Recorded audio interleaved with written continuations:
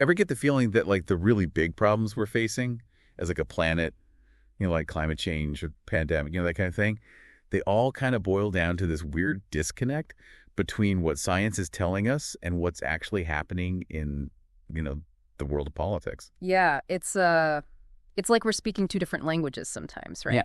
Like one side's talking about facts and evidence, and the other side is all about, narratives and winning arguments. It can be so frustrating. It's like sometimes it feels like we're stuck in this loop of like knowing what needs to be done, but not actually being able to do it. So that's what we're going to dig into today, the whole messy relationship between science and politics. And we're basing this deep dive on a book called Science versus Politics, The Battle for Humanity's Survival. Catchy title. It really lays out the stakes right there in the title. And that's what the book does too. It really digs into this idea that, putting science front and center might actually be the only way to tackle these like huge challenges that you were just talking about. So not exactly a light beach read. No, but definitely an important one, I think. And it starts off with this analogy that really stuck with me. It compares science to a detective. Oh, I like this. Yeah, so like a detective science is all about, meticulously gathering evidence, following the facts wherever they lead, right? Okay, I have on you. And then it compares politics to a lawyer, Okay. where the focus is more on crafting a narrative, making the most persuasive argument, even if it means bending the truth a little bit to get there. Yeah, and that's something the book points out too, right? That this difference between science and politics, it's not necessarily a bad thing in itself. I mean, we need politics, right? It's how we like organize ourselves, make decisions, allocate resources, that sort of thing. Right, like trying to run a society without politics would be complete chaos. Total chaos. But the problem the book really digs into is what happens when those political agendas clash with like the hard facts that science is presenting. And like when those clashes have the potential to impact literally everyone on the planet. The book uses climate change as like the ultimate example of this. It's like the poster child for this whole science versus politics problem. Totally. And like the science on climate change has been pretty clear for decades now. Right? Like it's real. It's us. We need to act like now. Yeah, the scientific consensus is overwhelming at this point. Yet we still see this constant like back and forth between the urgency of what the science is telling us and the, like the slow, often gridlocked nature of political action. It's mind-boggling sometimes, right? Totally mind-boggling. You'd think with something this big, this important, the evidence would just like speak for itself. You would think, wouldn't you? But it doesn't. So why is that? Yeah, well, that's the million-dollar question. And one of the things the book digs into is, why climate change in particular has become so politically charged, even with all this evidence staring us in the face. It's like it's become this battleground for ideologies and political agendas instead of just being about, the science and what needs to be done to address it. Right. And that's something I'm really interested in unpacking today. But before we get too deep into that, I think it's worth looking at some historical examples where putting science first has actually worked, where it's led to like real tangible solutions to big problems. Because like amidst all this talk about the tension between science and politics, it's easy to forget that there have been times when science has actually triumphed, when it's like changed the course of history for the better. Yeah, like there are some really inspiring stories out there about how science has made a real difference. One that comes to mind is the eradication of smallpox. Like, can you imagine a disease that was so widespread and so deadly that it literally plagued humanity for centuries, killing millions of people? It's like hard to even wrap your head around the fear and suffering that something like that must have caused. And the thing is, there was no like easy political solution to smallpox, right? Like you couldn't just negotiate with a virus or, pass a law to make it go away. Well, it took a scientific breakthrough, the development of a vaccine, to finally conquer this disease. And it really highlights what's possible when we prioritize scientific understanding and use it to solve real-world problems. It's a pretty powerful example. Yeah. And it kind of reminds us that solving these really big problems often requires more than just good intentions, right? Like we need the knowledge, the tools, and the resources to actually make a difference. And speaking of resources, the book makes this really interesting point about how science can't operate in a vacuum. No, it needs support, right? Yeah, like it needs funding. Yeah. It needs infrastructure. And maybe most importantly, it needs public trust to actually thrive and do what it does best. Yeah, that's where this whole tension between science and politics gets really tricky. Because, like, ideally, political systems would be set up to actually, channel scientific knowledge into effective action. But more often than not, science ends up getting caught in the crossfire of, political agendas, ideological battles, misinformation campaigns, all that kind of stuff. Right. It's like we have this amazing toolbox full of like scientific solutions, but we're struggling to actually use it because the people holding the tools are more concerned with, winning arguments than actually solving the problems. Yeah, it's a pretty frustrating dynamic. And the book uses the example of vaccine hesitancy, which I thought was really insightful, because it shows how political rhetoric and misinformation can completely undermine public trust in science, even when the evidence is overwhelmingly in favor of something like vaccines. Yeah, it's like we've seen this play out with so many issues, right? It's like this disconnect between what we know to be true based on, decades of scientific research and what people are actually believing and acting on. And that has real world consequences. Absolutely. And this isn't just like a historical problem either, right? Yeah. Like we saw this play out in real time with the COVID-19 pandemic. Oh, yeah, big time. Scientists were able to develop safe and effective vaccines at an unprecedented pace, which was incredible. It was amazing. But the rollout was hampered by all sorts of political factors, right? Everything from, logistical challenges to outright misinformation campaigns, which really slowed down our ability to get the pandemic under control. Right. It's a pretty sobering reminder that even when science delivers the political landscape, can either help or hinder our ability to actually address these global challenges. It really makes you wonder what would happen if we actually did prioritize science. Like not just in terms of funding, but in terms of how we make decisions, how we communicate with the public, how we think about the long-term consequences of our actions. Like, what would a world where science truly leads actually look like? That's the big question. And that's a question I definitely want to explore. And luckily, the book actually lays out a vision for a science-first world. Yeah. And, it's not some pie-in-the-sky utopian fantasy. No, it's pretty grounded. It actually offers some practical ideas for how we can use science to navigate some of the most pressing challenges we're facing. Yeah. It really gets into the nuts and bolts of how we could actually make this shift towards a more science-driven approach. Yeah, it's about recognizing that science isn't just about, facts and figures. Yeah. It's a way of thinking, a way of approaching problems, a way of making decisions that are based on evidence and focused on long-term solutions. And that's something we desperately need right now. Well, I am ready to dig into some of those solutions. Let's do it. The book's message is ultimately one of hope and empowerment. It's about recognizing that we have the knowledge and the tools to build a better future, but it's up to us to actually choose to use them. Okay, so where do we even begin with this whole, science first world idea? Yeah, where do we start? Well, one of the first things the book suggests is tackling those kind of systemic issues that prevent science from having a bigger impact on how decisions are made, on actual policy. Right, because we could pour tons of money into research, but if those findings are just sitting on a shelf collecting dust, if policymakers are just ignoring them, what's the point? Exactly. And it's not just about funding either. It's about how those decisions are made. The book talks about this idea of evidence-based policy making, which sounds kind of obvious, right? Yeah, of course decisions should be based on evidence. But it's actually more complicated than you might think. It requires a pretty big shift in mindset, both for scientists and for the politicians who are supposed to be, using that science to make decisions. So, okay, let's break that down. What does that shift in mindset actually look like? Starting with scientists, what do they need to do differently? Well, for scientists, it means going beyond just publishing their research in, academic journals that nobody outside of their field is ever going to read. Right, those super dense articles full of jargon that only other scientists can understand. Exactly. It's about actively engaging with policymakers, making the science accessible and relevant to the decisions they're actually grappling with. And it also means being willing to talk about uncertainty. Science isn't always about having definitive answers, and that's okay. Being upfront about the limitations of what we know can actually build trust.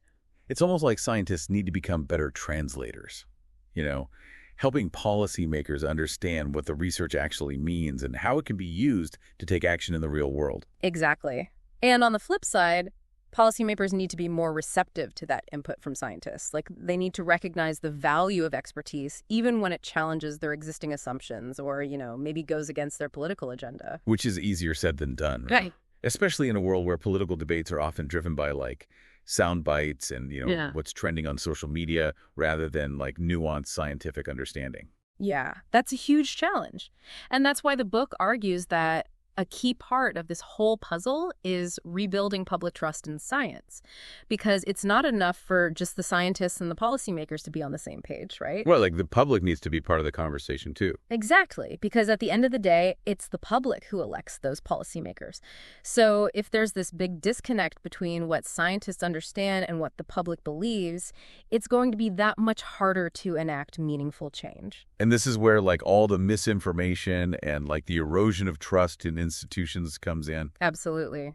And it's not just a problem for science, it's a problem for our society as a whole. It's like we're living in this world where everybody's become their own expert cherry-picking information that confirms what they already believe, even if it has no basis in reality. It's like everyone's trapped in their own little echo chamber. And that's a recipe for disaster when it comes to trying to solve these big, complex, global challenges that require us to work together.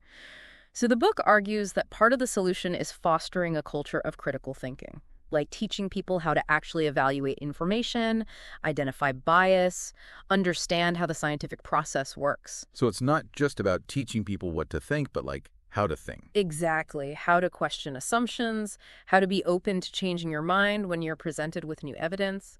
And the book also talks about the importance of scientific literacy, like understanding basic scientific concepts and being able to have informed conversations about these issues. It's about empowering people to be active participants in shaping the future, not just, passive consumers of information. This is all starting to paint a picture of what this science-first society might actually look like. And it's not just about labs and research papers. It's about this fundamental shift in how we think about knowledge, how we make decisions, how we interact with the world around us. Yeah, exactly. It's about recognizing that science is a powerful tool for understanding and solving problems, not just in, sciencey fields, but in every aspect of our lives. And the book actually gets into some concrete examples of how this could work. Okay, so give me an example, like beyond climate change and public health. Where else could this science-first thinking make a real difference? Let's take urban planning, for example. Traditionally, cities have been designed around things like, transportation efficiency, economic development, aesthetics. Making them pretty. Right. But imagine if we started incorporating scientific insights about human behavior, social dynamics, environmental sustainability, like right into the fabric of our cities. You're talking about designing cities that are not just functional, but actually make people happier and healthier. Exactly. Like we could use data on pedestrian traffic noise pollution, access to green spaces, all these things to create urban environments that reduce stress, encourage physical activity, foster a sense of community. It's fascinating to think about how science could be used to design spaces that are literally better for us, both physically and mentally. And that's just one example. The book explores a whole range of areas where this kind of thinking could lead to some really cool innovations and progress, like everything from education and agriculture to criminal justice and economic policy. So this is a pretty radical shift in thinking. But what about the practical side of things? Like, how do we actually implement these changes? Who takes the lead? Yeah, that's where things get interesting, because the book argues that this isn't just about, top-down policy changes. It's going to require a much more multifaceted approach that involves individuals, communities, institutions, governments, all working together. So it's like this massive collaborative effort. Exactly. It's about creating a culture where everyone feels empowered to contribute to building this more science-driven future. And that brings us to the role of individuals. Because as much as we need these big systemic changes, it often starts with those individual actions, right? Okay, so what can we as individuals do to help move things in the right direction? Well, one of the most powerful things we can do is just stay informed. Like read books, articles, research from reputable sources. Challenge yourself to go beyond just the headlines and the sound bites and really dig into the complexities of these issues. It's about becoming more discerning consumers of information. Being able to spot bias, evaluate evidence, figure out what's true and what's not. Exactly. And it's not just about absorbing that information for yourself, it's about sharing it. Talk to your friends and family about the importance of science, encourage critical thinking, and a healthy skepticism of claims that lack evidence, It's about being part of that cultural shift. Exactly. And don't underestimate the power of your voice when it comes to advocating for change. Contact your elected officials, support organizations that are promoting science literacy, and vote for candidates who actually value scientific expertise. It's about making science a priority, not just in our own lives, but in the decisions that shape our communities and our world. And maybe most importantly, it's about embracing a mindset of lifelong learning. Science is constantly evolving. New discoveries are being made all the time. So staying curious, asking questions, and being open to new information is crucial for navigating this crazy complex world we live in. It's about recognizing that science isn't just a body of knowledge. It's a process, a way of thinking, a way of approaching the world with curiosity and a desire to understand. It's like all this talk about, shifting to a more science-driven world makes me think about the long game. Yeah. It's so easy to get caught up in the day-to-day stuff. Yeah. The latest news, the political drama, all that, and we kind of lose sight of the bigger picture. Yeah, it's like we're constantly in this reactive mode, just putting out fires as they pop up instead of taking a step back and really thinking about the long-term consequences of our actions. And the book argues that science can actually help us break out of that short-term thinking, Yeah. to actually consider the impact of our choices on, future generations, not just the next election cycle. Mm-hmm. It's about expanding our perspective, right? Recognizing that we're not just responsible for what's happening right now, but for, shaping the future. And it makes me think about where technology fits into all of this. Yeah. Because we've been talking a lot about science and politics, but technology is this huge force that's changing the world so fast. Oh, absolutely. And the book talks about that too. Technology is a double-edged sword. It has the potential to be this amazing tool for progress, but it can also create all sorts of new risks and problems if we're not careful. Yeah, it's with great power comes great responsibility. Exactly. Oh, God. And we've seen this play out with everything from, social media to AI, these incredible innovations that can solve all these problems, but also have the potential to cause a lot of harm if they're not developed and used responsibly. Right, and that's where science comes in. Because by providing that evidence-based understanding of the potential impacts of these new technologies, it can help us navigate those complexities, anticipate the potential downsides and make better decisions about how we develop and use those tools. It's like having a roadmap, Yeah. A way to steer technological innovation towards outcomes that benefit humanity, not just, corporate profits or political agendas. Exactly. And the book emphasizes that this requires collaboration. It's not just up to scientists. It's got to be scientists, policymakers, technologists, ethicists, the public, all working together. So it's like breaking down those silos. Yeah. Creating spaces for open dialogue and recognizing that these challenges are just too complex for any one group to solve on their own. Yeah, we need those diverse perspectives, critical thinking, a willingness to adapt as we learn more, This all ties back to this idea of building that science-first culture, right? Mm-hmm. A society where evidence, critical thinking, a long-term perspective, those things are valued and integrated into how we make decisions, not just in the realm of science, but in every aspect of our lives. And that's not some, far-off utopia. It's something we can start working towards right now. Yeah, with the choices we make every day. Exactly. Well, I gotta say, as we're wrapping up this deep dive, I'm feeling a mix of hope and also a little bit of urgency. The challenges we face are definitely real. The stakes are high, but we do have the knowledge, the tools, the capacity to create a better future. We just have to choose to use them. That's really the book's main message. It's about empowerment. The future isn't predetermined, Yeah.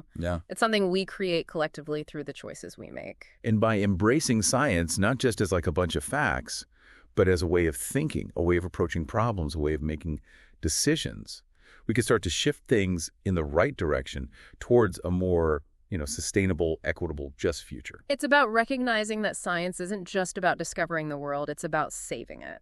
And that's a mission we can all be a part of. So to everyone listening, the question is, what role will you play in building that future? Because the answers and the responsibilities, they lie with each of us.